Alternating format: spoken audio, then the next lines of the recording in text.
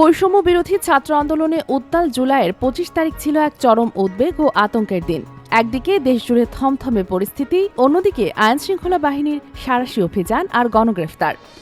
সেদিন বেলা ১০টা থেকে বিকেল ৫টা পর্যন্ত ৭ ঘণ্টা কারফিউ শিথিল থাকায় কিছুটা কর্মব্যস্ততায় ফিরেছিল নগরী। খুলেছিল দোকানপাট, সীমিত আকারে চলেছিল যানবাহন, তবে ভয় আর চাপা আতঙ্ক ছিল মানুষের চোখে মুখে। এই থমথমে পরিস্থিতির মধ্যেই নতুন নাটক মঞ্চস্থ করলেন তৎকালীন প্রধানমন্ত্রী শেখ হাসিনা। আমি নিন্দা করা ভাষা পাচ্ছি না।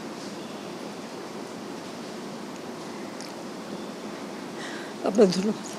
আন্দোলনের শত শত প্রাণহানির ঘটনা আর বিক্ষুব্ধ জনতাকে পাশ কাটিয়ে তিনি গেলেন মেট্রো রেল পরিদর্শনে। স্থাপনার ক্ষয়ক্ষতিকে সামনে রেখে দেশবাসীকে রুখে দাঁড়ানোর আহ্বান জানালেন।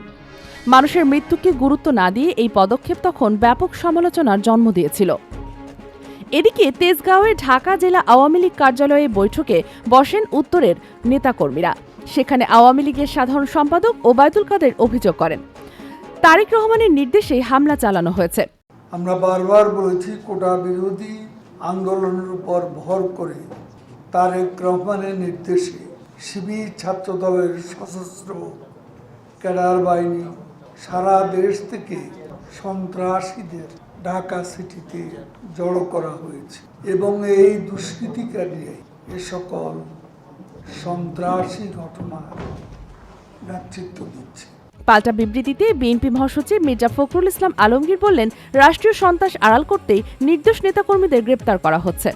তিনি আরও জানান, বাসায় নেতাকর্মীদের না পেয়ে তাদের সন্তান এবং পরিবারের সদস্যদেরও গ্রেপ্তার করা হচ্ছে। এই দিন আইনশৃঙ্খলা বাহিনীর টহল ও চেকপোস্ট ছিল রাজধানীর বিভিন্ন এলাকায়। কারফিউর মধ্যেও চলে গণগ্রেফতার। পাশাপাশি হেলিকপ্টার থেকে আন্দোলনকারীদের উপর গুলি করা অভিযোগও জোরালো হতে থাকে সেদিন। জুলাইয়ের ২৫ তারিখ শুধু একটি দিন নয়, এটি ছিল এক ক্ষমতার নির্মমতার প্রতিচ্ছবি, যেখানে সাধারণ মানুষের রক্তের চেয়ে ইট পাথরের ক্ষয়ক্ষতিকে বড় করে দেখানো হলো। সেই রাতের ইতিহাস আজও বাংলাদেশের মানুষের বুকে গেঁথে আছে। ডেস্ক নিউজ, অগ্রযাত্রা প্রতিদিন।